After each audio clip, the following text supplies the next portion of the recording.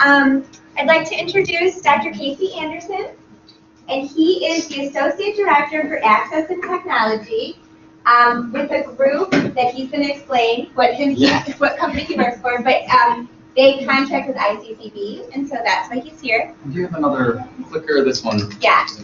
Yeah, I will get you another clicker. Yeah, no worries. So, while we're waiting on the clicker, I'll go ahead and tell you guys a little bit about myself. As you said, I'm Casey Anderson. I work for a group called ICSPS. It is the Illinois Center for Specialized Professional Support.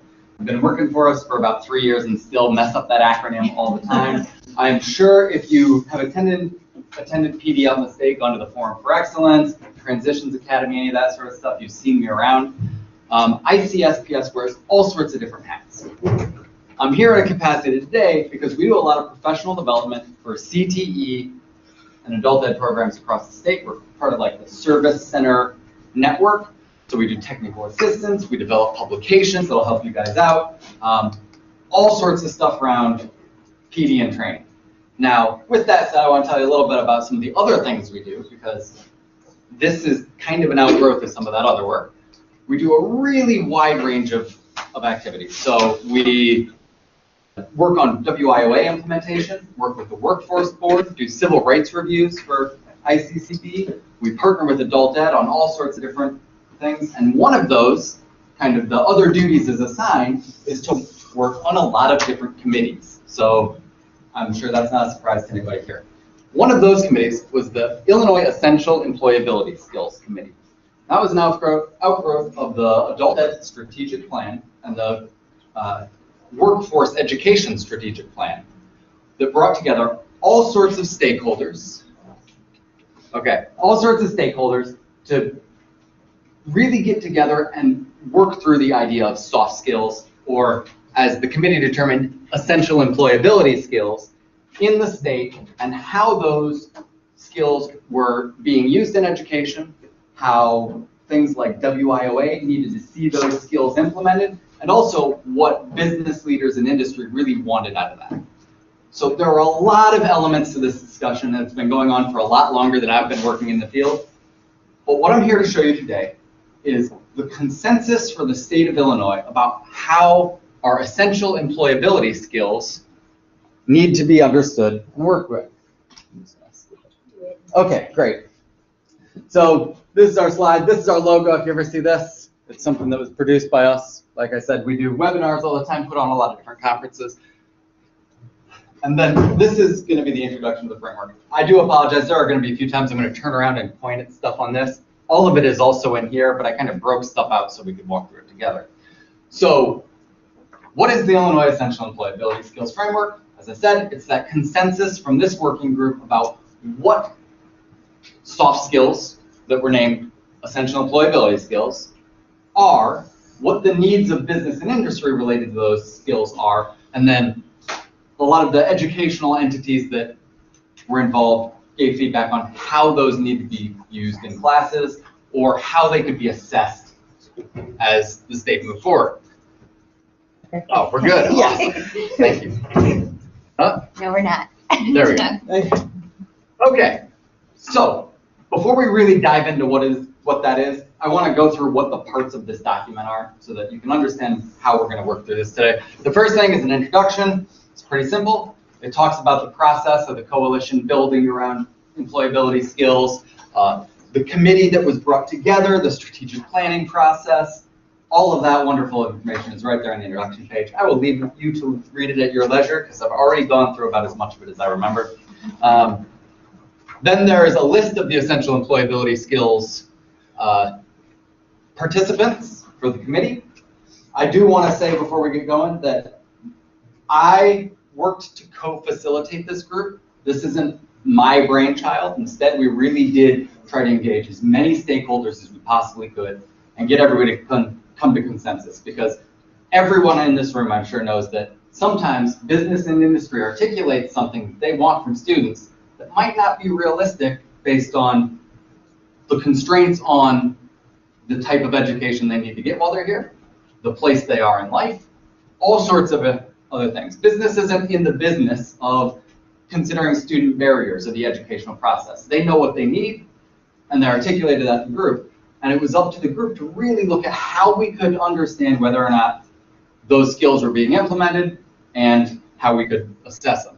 So then there are 3 other parts. The Essential Employability Skills Framework itself is this in the following pages. So that's section 1. Section 2 in green is the program level self-assessment, and section 3 in blue is the instructor self-assessment.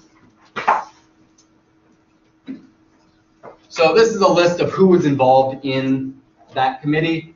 I thought it was really essential that you guys get a broad sense of all the different parties that had a voice in this. So obviously state leadership like Illinois Community College Board, leadership from the community colleges, instructors from community college programs, and that was both in CTE and adult ed. We also had academic courses like lit classes and things represented, because essential employability skills need to be embedded in every single course a student takes.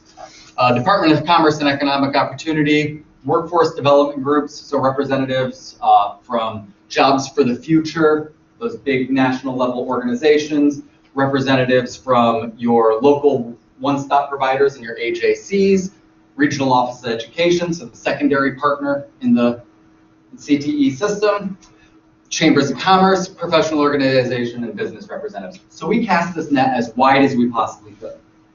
The people listed in this document were the ones on the actual committee, but then we vetted the document through as many channels as we possibly could. Sent it out to American Job Centers, passed it around to chambers of commerce. They provided us feedback, and we really tried to distill what they told us into something that was really workable and still usable in the classroom. So how do we define employability skills?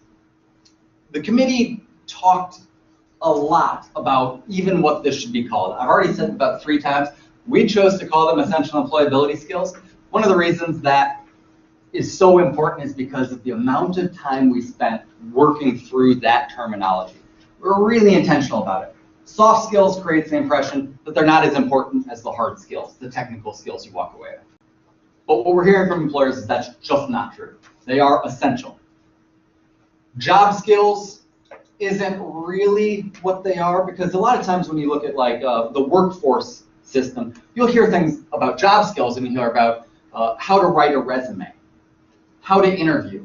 So that's not what we're talking about. We wanted to really shift the focus again. So we chose employability skills, the things that might help you get a job, but definitely help you keep a job. So they're general skills necessary for success in labor market at all employment levels and in all sectors.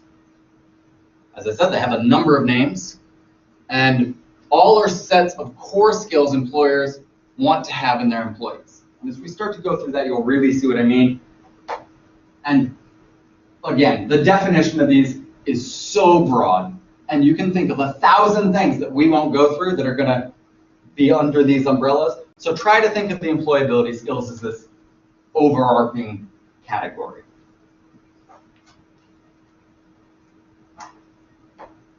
So this is the infographic that was created by the committee, and that's on page 3 of the document, so you have that to take away with you. And then if you're like me, I'm not really a visual learner. I listen and I read, and that's kind of how I absorb information.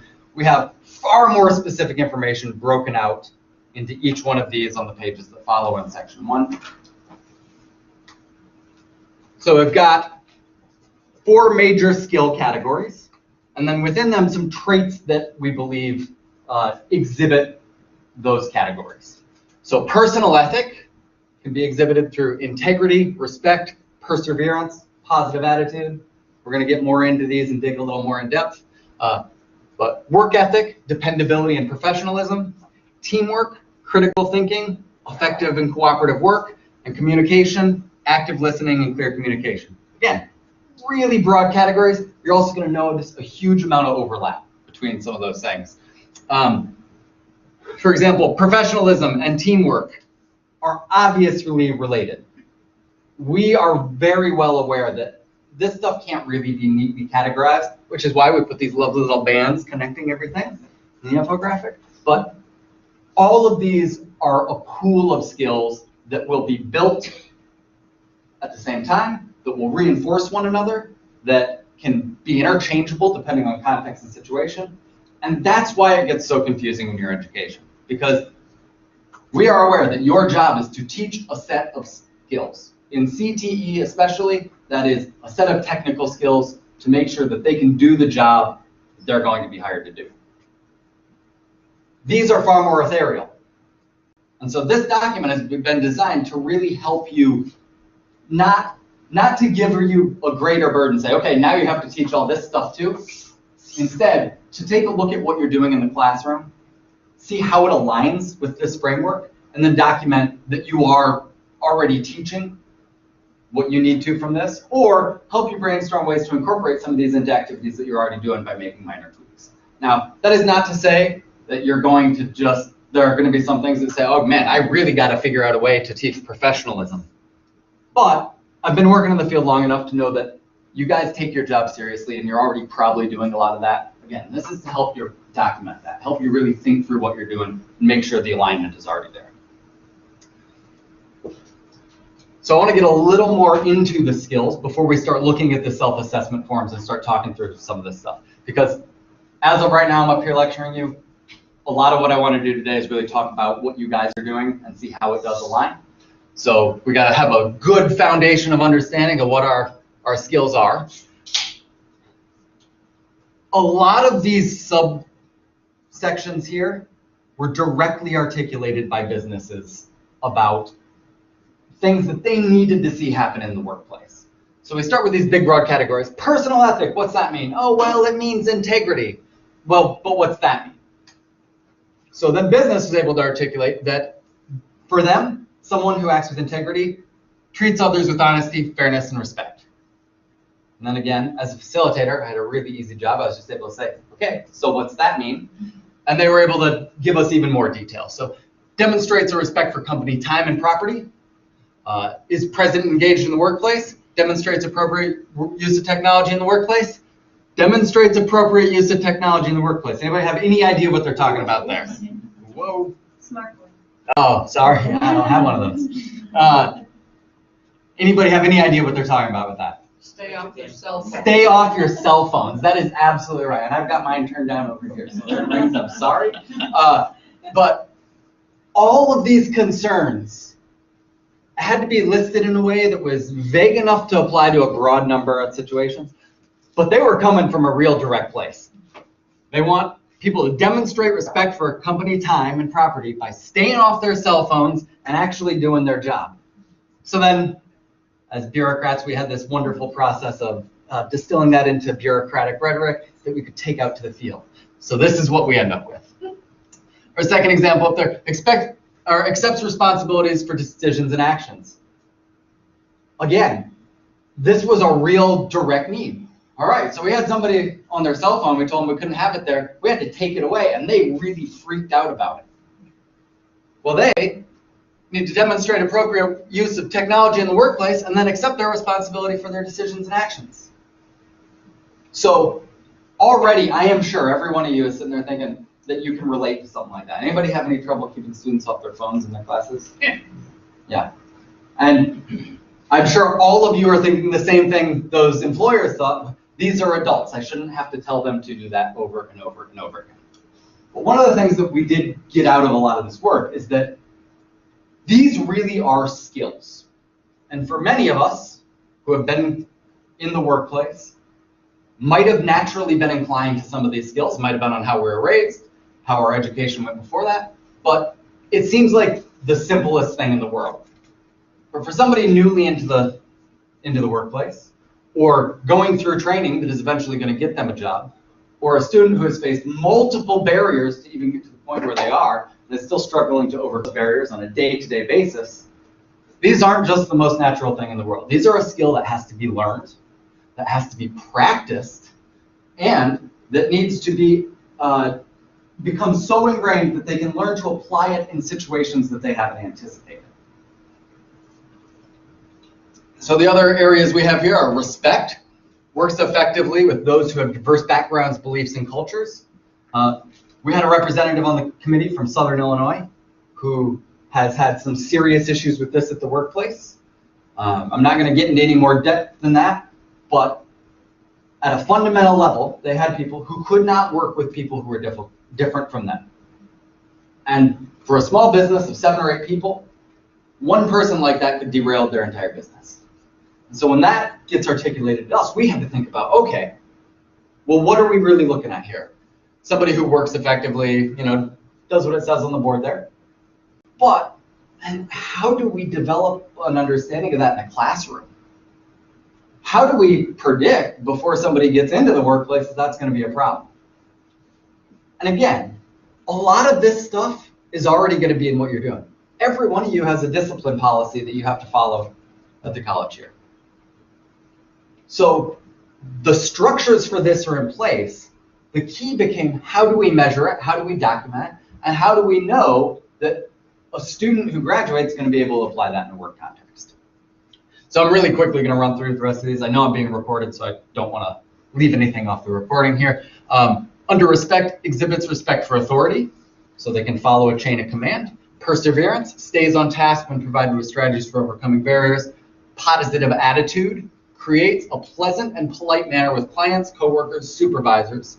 Exhibits flexibility and adaptability, and takes direction and correction willingly. That bottom one was a real trick for me when I started working. Man, I had just gotten out of a PhD program at one of the colleges that was the best in the world for my program. I thought I knew everything. My first day of work, I get up to do a professional development event. I know nothing about what I'm talking about, so I'm like, I'm just going to sell it with my style, and I've studied rhetoric, it's fine. No, crashed and burned. So my boss pulls me aside and says, hey, I'm going to give you some feedback.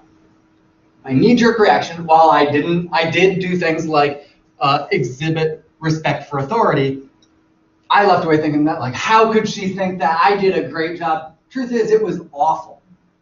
But it was a skill that I hadn't had to navigate very often. When I got a bad grade, there was some instruction on the paper. I could take it personally, whatever, as long as I got a better grade the next time. But working through a collaborative process that corrected me in ways that were beneficial to my employer was a serious change, and it was something that I had to learn to navigate. So then if you want to have a look at these in here, we don't have to go through every single one of these because I'm going to show everyone where to get the document and print it off and all that. Under work ethic, we do have dependability, commitment, professionalism. The real problems here were twofold. One, they wanted students who were dependable, showed up on time, actually came to work. Do you guys use an attendance policy in all your classes? Okay, so that should be really easy to document in this when we get through it. But how do you teach someone who doesn't have a work ethic to have a work ethic? Because all the time when I'm doing this, I hear, oh, well, people either have it or they don't. Well, if you're an employer, you can think that. I mean, it's your prerogative. You can hire and fire who you want. You can get the employee they want. And if your thought process is, oh, I hired somebody who just has no work ethic, I'll fire him and get somebody new in here, you're probably going to have a really high turnover rate. You're risking losing some really good employees who you could develop that sense of work ethic to, but it's still your prerogative. In education, we don't have that prerogative. The students that are in our class are the students who are in our class. And our job is to teach them skills and help them reach their most potential and be successful. So in Perkins, we talk a lot about special pops in the work I do. And a huge part of that is helping students overcome barriers, designing content that is using universal design so we can help confront some unseen barriers so they don't have to be articulated to us. Really make our lessons digestible to everybody and allow for multiple learning styles. And I know, again, all of you probably use elements of that in your classroom already. But some of that stuff will tie directly into some of these work ethic areas. Because you can have an attendance policy that forces students to show up for class. That's a lot different from teaching them how to value their time, value company time, being committed to the work they're doing. So, communication skills.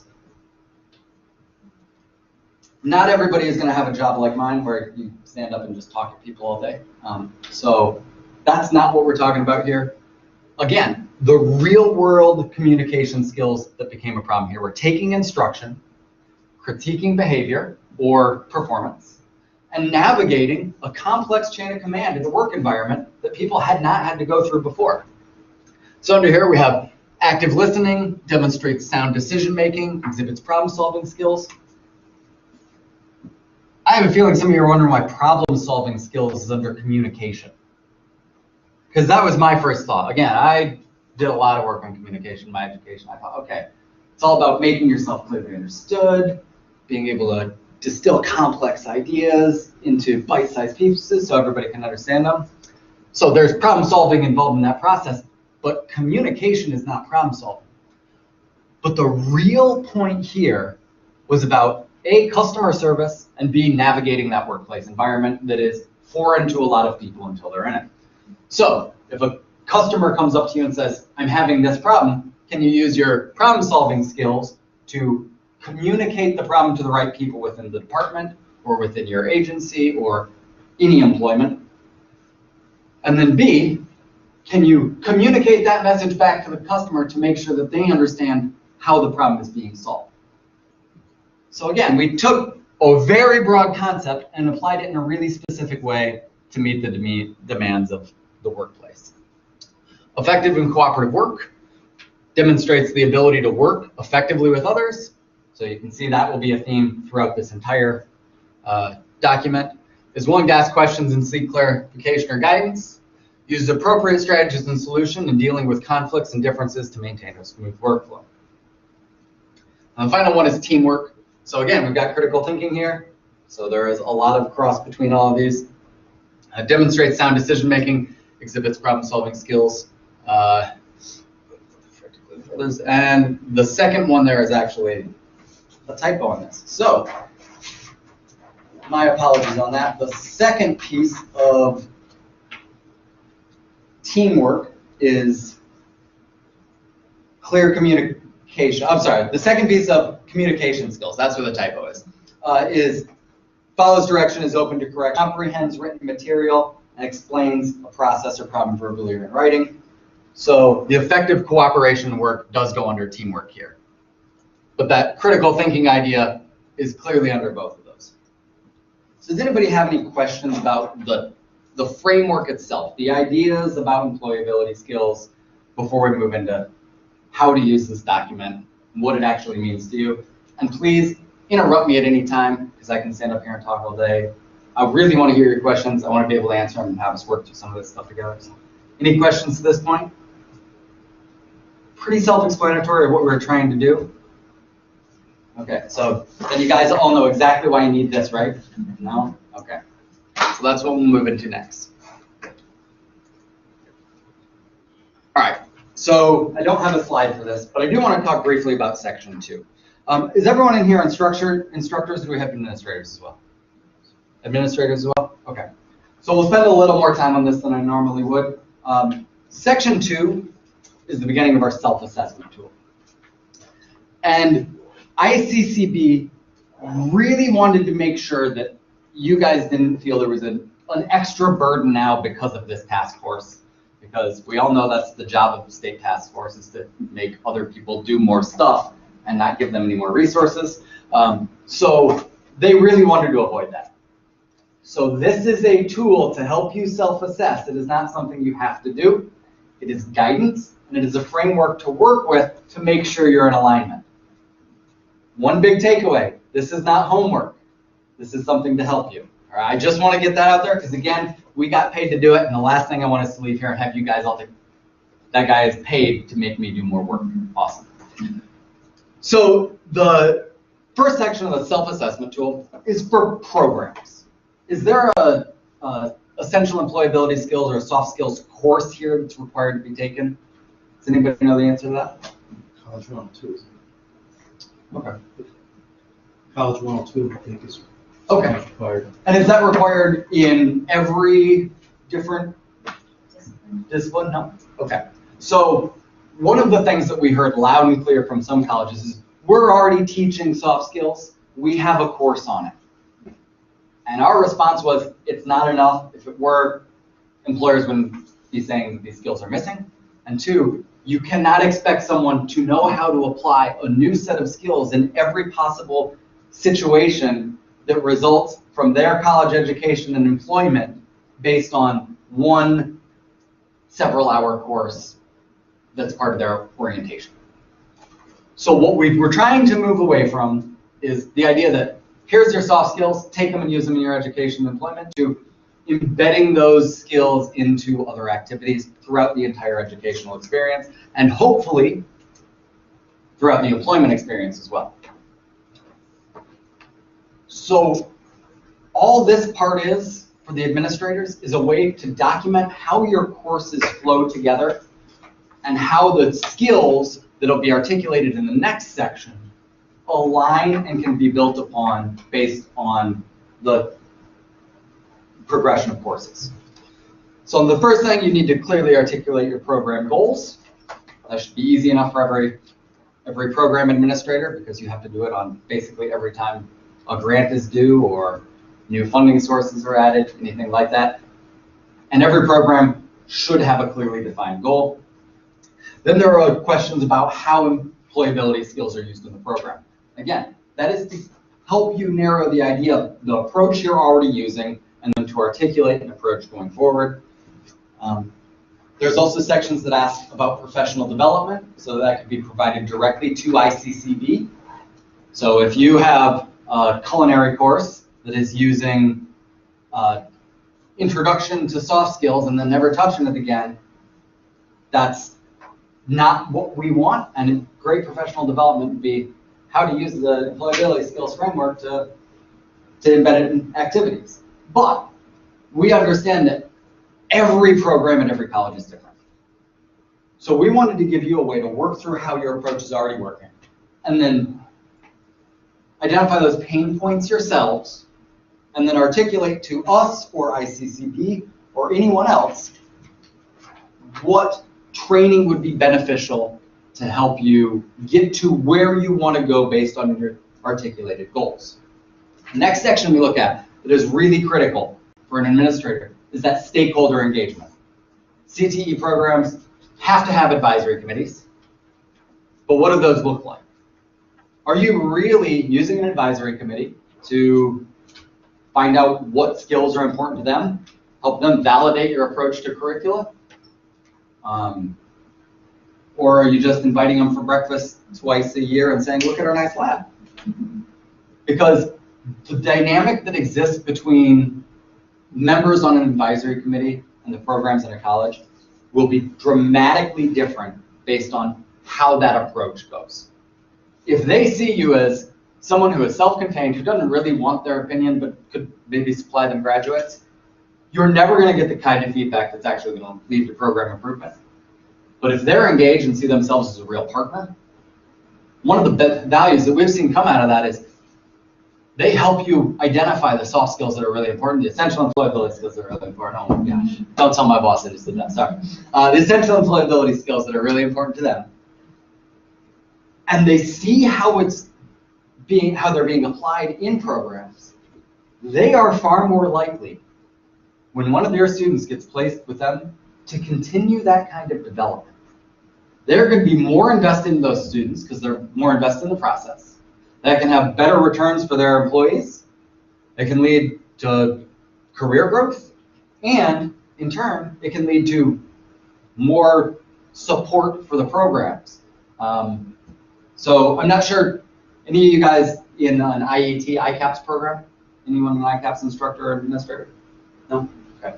A real common thing we see with ICAPS programs is that job placement opportunities grow out of those partnerships, which can be valuable for anyone in a CTE program, because work-based learning is absolutely critical in a career pathway system.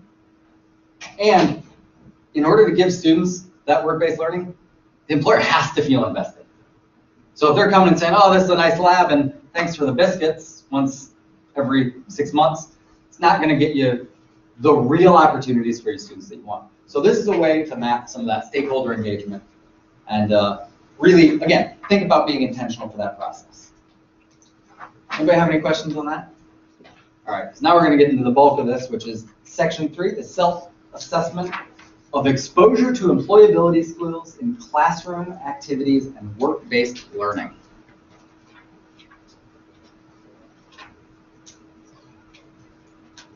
So, there are two sections to this. I'm just going to show you real fast. And I also do want to mention there's a printable version on this. So, like, if you decide you're going to go work on this right now, you're like, I need to document all the employability skills going on in my courses. Don't just write in this. This is more of a reference document. We've got printable versions of this online in fillable forms or whatever you need to actually do the work. Use this as a reference or photocopy it or print off our forms. Don't just start writing that because then you can only use it once. So section 3 was designed primarily to identify work that incorporates the employability skills framework into instruction. And then, really importantly, to articulate the connection between that activity and the essential employability skills. Again, this is to help you do it because at some point, if someone comes and says, oh, we need to be able to document what skills are on this because of this new federal law or this grant opportunity or this, you've got an understanding you've already built. And you can see how that alignment is already laid out. It includes a brief question section for instructors that will give you information so you can actually, it's like a profile sheet almost, what name, what course are you teaching, those sorts of things to help you stay organized. Then an activity log and reflection questions on those activities. So this is your activity log. It is designed to be very easily filled out. You list your activity or lesson. You list the assessment methodology to use for grading or tracking of skill gains, however you do it in your individual courses. And then you identify employability skills aligned with that activity or lesson. Is that confusing to anybody at all? Yeah, go ahead. I have a quick question. So I know we said that when we were talking about how ICCB, I guess, isn't like making this like a mandatory requirement and things like that, but I guess from an assessment standpoint and the fact that, ICCB has invested time and resources and committees together, how is this going to be tracked? How are they going to know if schools are actually doing this, if faculty members are doing this? Because if we're not making it like a mandatory requirement, what are we going to do to see if people are actually doing it? So I think there are a few ways that's going to go about doing that. So I apologize if this is going to be equal parts long, complex, and hair splitting. Yeah. So part of this is already built into some of the ways they measure. I mean, it's already there. Perkins, adult ed programs, all have measurable skill gains. They all have other assessment measures that do already identify some of this. Right. I'm going to put those to one side because there are two other really important things.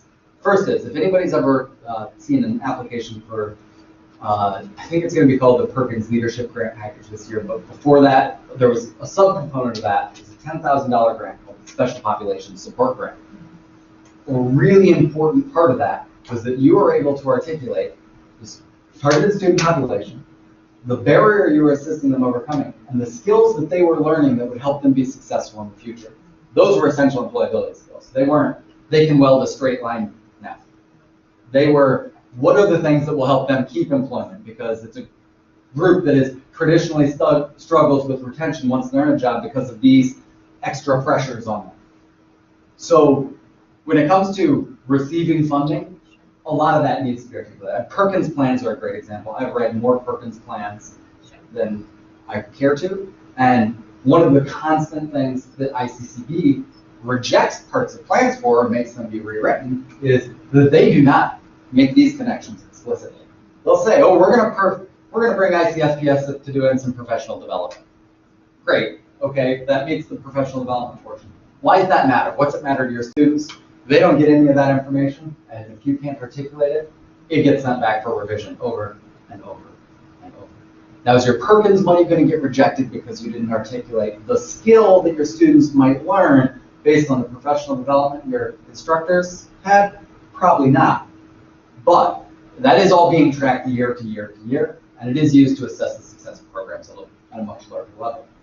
Now, the next part is with partnerships. So, does everybody in here know what WIOA is? All right. No? Okay. It's the Workforce Innovation and Opportunity Act. It is a way to align the workforce system and education and other support systems like vocational rehabilitation or Illinois Department of Employment Security through partnerships. And it's, let's just say complex in the way it's laid out, but essentially you got a state workforce board up here, local workforce boards that your core partner agencies, part of which CTE is a required partner, they're not a core partner, that's another difference, let's just not get into. But these partnership agencies are required to be part of, and it's very difficult to determine how the metrics they use are going to take this into account, but I can guarantee they will. The accountability, Evaluation and Accountability Committee for the IWIB, the larger state board, is well aware of the importance of employability skills. And when they're looking at performance of their one-stop system of CTE program partnerships, of apprenticeships, all those elements, they are definitely considering this. I don't know how that will end up needing to be documented in the future, but it is a consideration. So, any other questions related to that stuff? Okay. So back to the instruction, or the instructor activity log.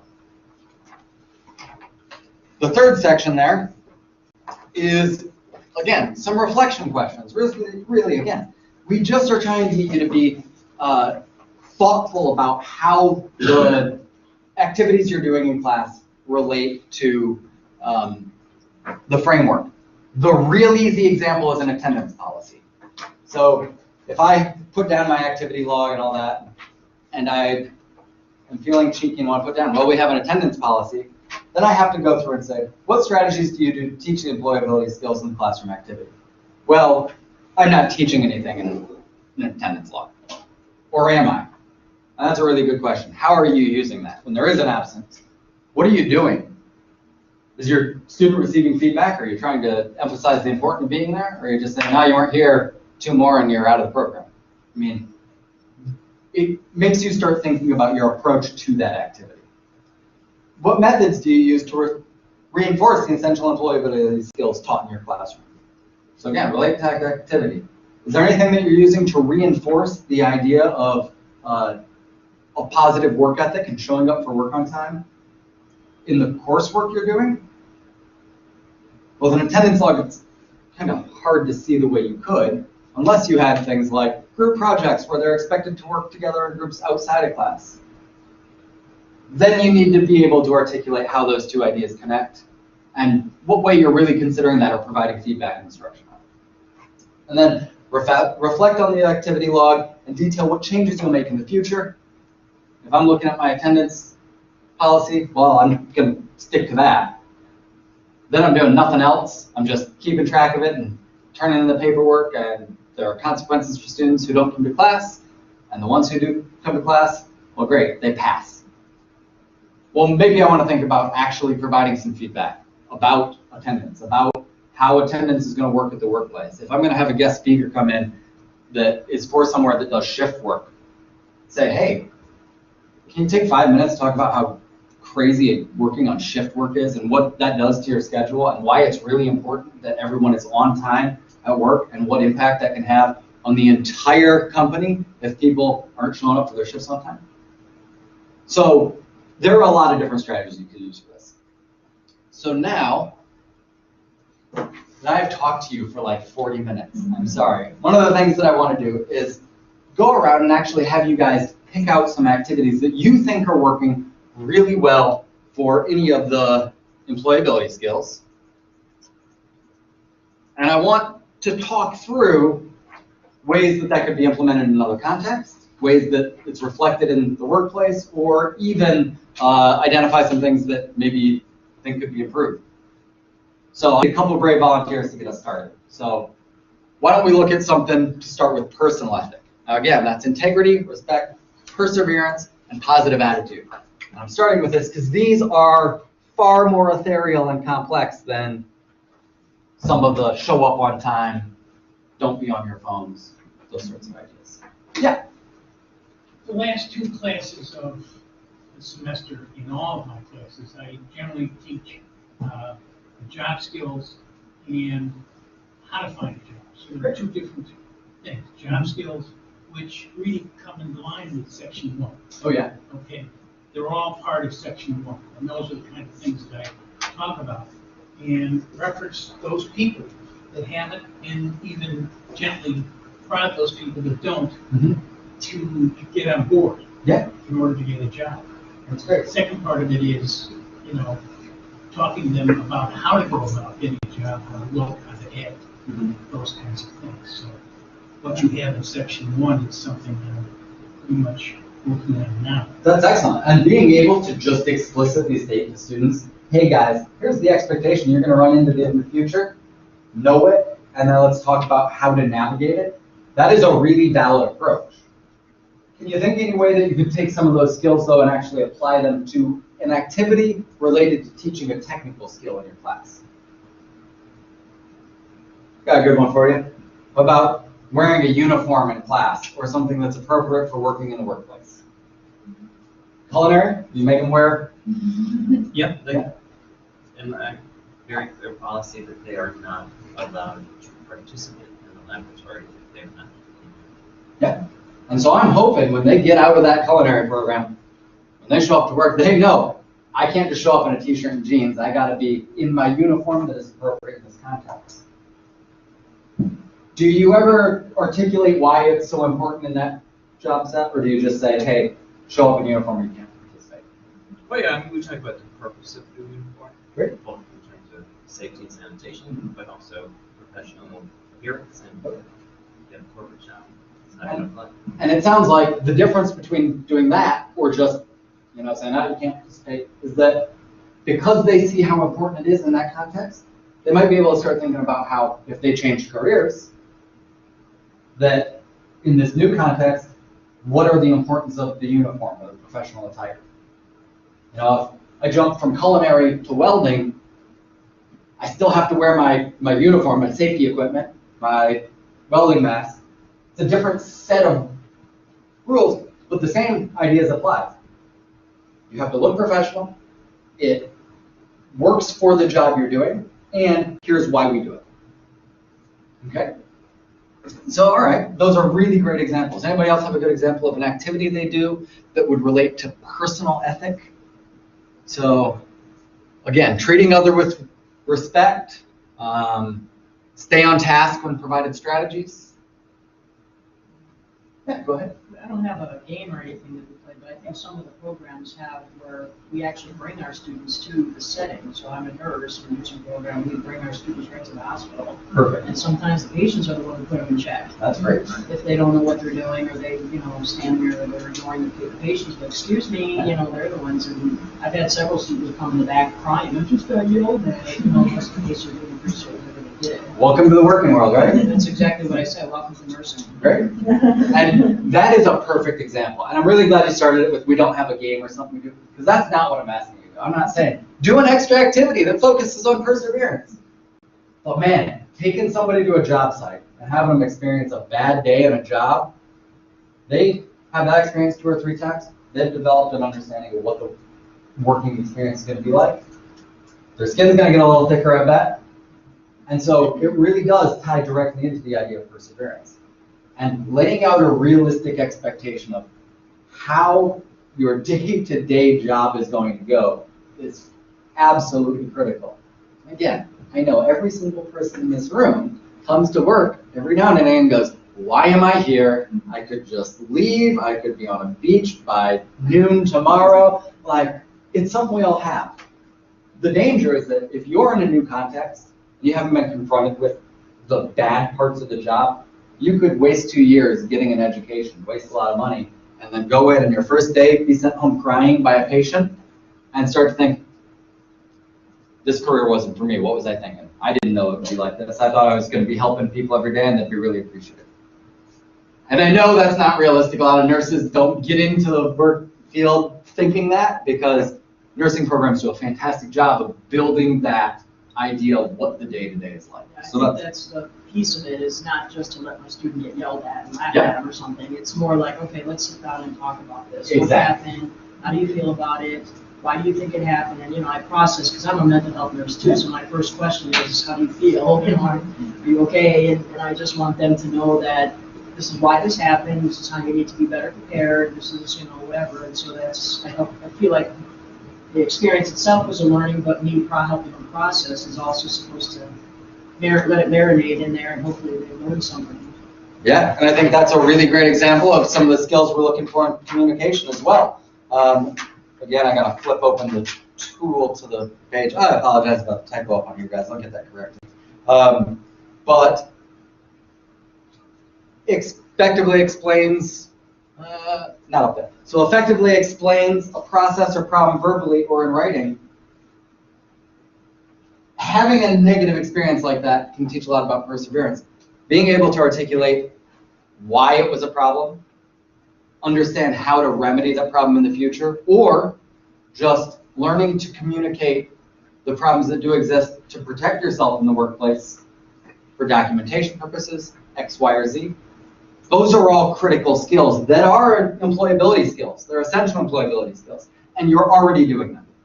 And part of that is just being good instructors. I mean, again, we weren't brought in to teach you this stuff because we didn't think you guys cared about soft skills.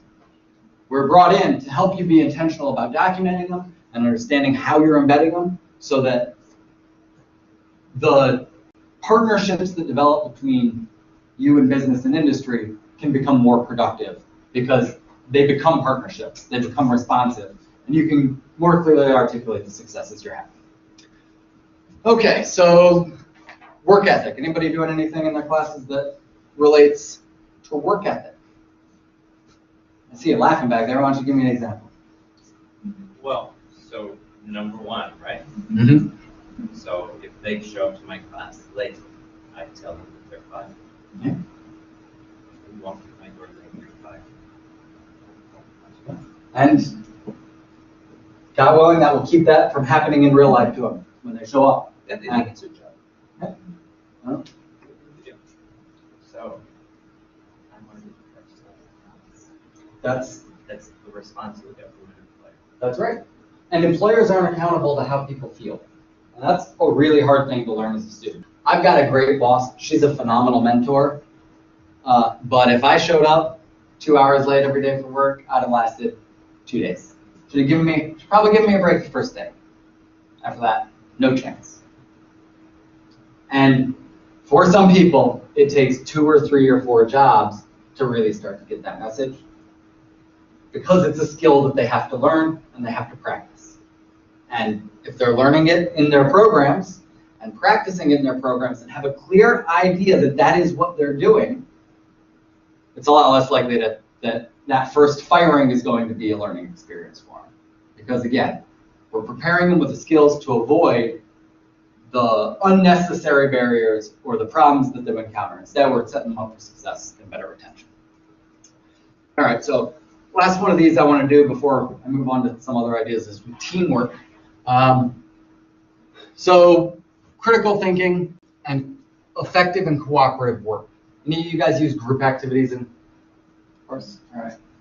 Why don't you share one of those group activities with us, and we'll actually use the last bit to go through how it would work. So whichever.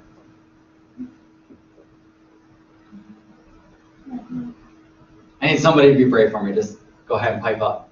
So group activities, Yeah. working in a kitchen together, trying to get a recipe done, trying to accomplish all the goals that we're Okay. trying to do that day. We are open to the public, so they feel a little more pressure every single day Nice. because everything has to be done. Attendance is huge, just because if someone doesn't show up, then I also bring it up every hour or so, or as much as I can, to let them know. It would have been a lot easier if everyone showed up, but half the class is missing, and you still have to accomplish all of this. So, I mean, it's hard. Yeah. We do see all that, like people don't want to be here, but I think after like the third week, they all really get it down.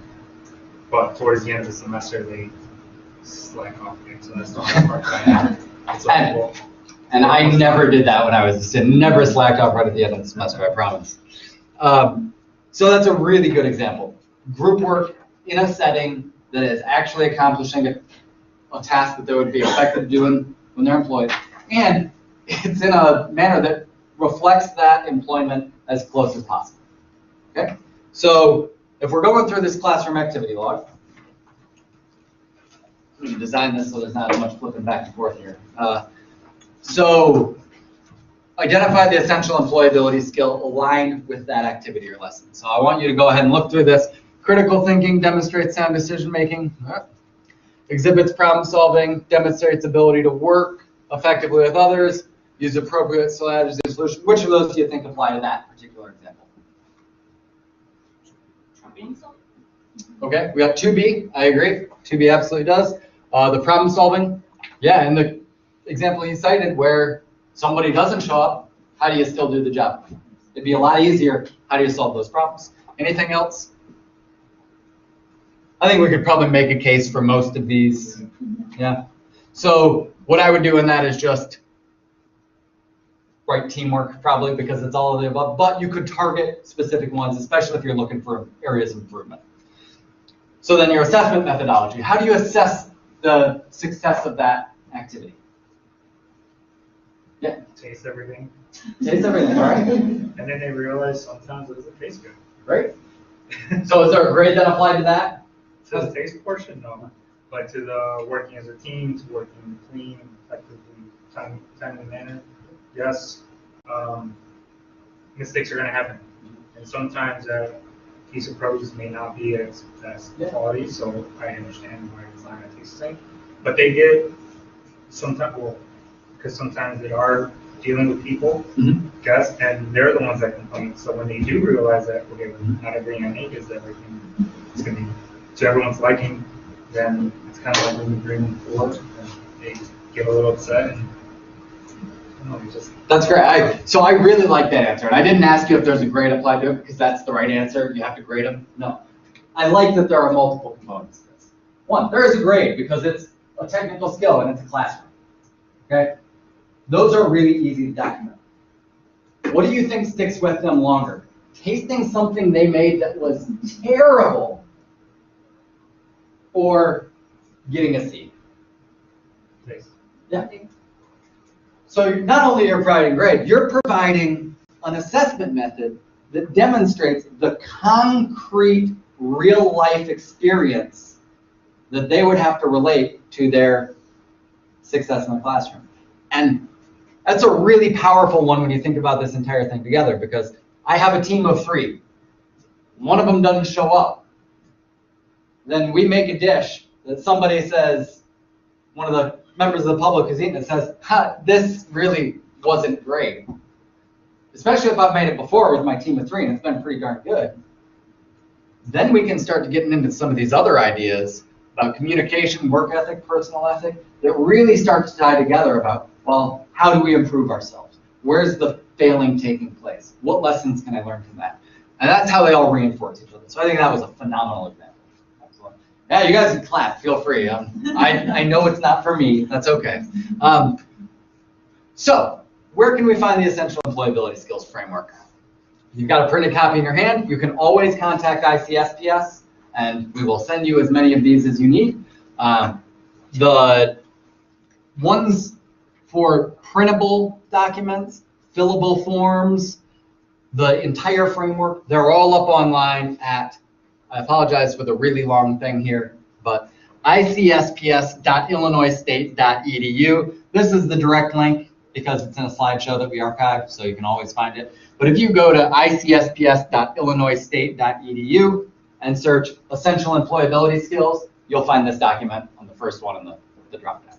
So disregard all these other bits. Just always go to icsps.illinoisstate.edu and search whatever you need. The search feature is regularly updated, so you should be able to find it. Because we talk so much about partnerships, I do want to give a couple examples of how partnerships have really impacted this, this project. So, are any of you guys familiar with Illinois WorkNet? Okay, it's the workforce systems site for the state. More and more and more is getting added on there all the time. Stuff for people working in the workforce system, stuff for businesses, stuff for students and job seekers, and stuff for instructors. A lot of resources on there, but it can be really hard to navigate. one of the things that they're doing is a workforce 101 training for people to access kind of job skills lessons online. And that has been aligned with the Essential Employability Skills Framework. So if you get on there and you can find this IL WorkNet Employment 101, which can be found at this long URL down here, and you see something with this symbol next to it, then it shows that it's aligned with the Essential Employability Skills Framework. And it's a great thing to understand what and how they're being taught from WorkNet so that you can see how some of these ideas align and how you're articulating different ideas in your classroom. So I'm going to go to a couple other slides here real fast. Additional resources that you can find related to employability skills are North Carolina's Employability Skills Resource Toolkit. That's a really good one. It essentially breaks down a lot of these skills more in depth, gives you more ideas how other states are defining them. Because again, we stayed pretty general on a lot of this stuff so you could apply it in different ways. This is something that really tried to get a little more into the weeds about how each skill looks in different contexts. The Transitions Continuum Flyer is produced by a partner we have down in Southern Illinois called Southern Illinois Professional Development Center, SIPDC. Essentially, they offer online training in a lot of job skills related stuff. They're an adult ed service center network, but the content is really relevant for you as well. And the NCTN Integrated Career Awareness Curriculum. It's just another good thing to look through to help build some of your knowledge about the employability skills. This is not really for you. I'm not going to give you homework. But some questions, how to think about your skills in your instruction or in your programs. So if you want, you'll be provided with a slideshow. Go ahead and ask yourself those questions and do it at your leisure. And this is my contact information. It'll be presented up in here as well. You can always just pick up the phone or shoot me an email. My job is to answer your questions and help you guys with technical assistance. So never feel afraid to call me. I also do a lot of stuff on civil rights, on web accessibility. That's a huge one that we're dealing with right now. Navigating the workforce system. If you got questions about any of that, let me know. Anybody have questions about anything before we wrap up? Just a quick question. Yeah. Page 3, 4, and 5. Yeah. Without violating any copyrights, can we copy this? Yeah. Distribute to our This is for you. This was produced with the federal grant. You are more than welcome to copy it, distribute it, anything you want with it. Just, it's for you. So please, don't let it live in a vacuum. Okay, how often is this information reviewed for changes like that? So it was finalized about a year ago. So we haven't needed to do it yet, besides things like spelling. So I wrote this document. I'm not great at spelling or graphic design, so sorry. If you do notice any spelling errors, just please email me and let me know. It will be reviewed regularly because as more alignment happens through WIOA especially, a lot of the definitions are becoming more uniform, and they will bleed across every project they touch, which would include this. So there are plans to continue to revise it. I would say it'll probably be on the same timeline as something like your Perkins grant manuals, where it's every 2 years or so you get a new version, but updates are being maintained if significant changes occur. So, any other questions, guys? No? All right, well, thank you very much. Thank you. Thank you.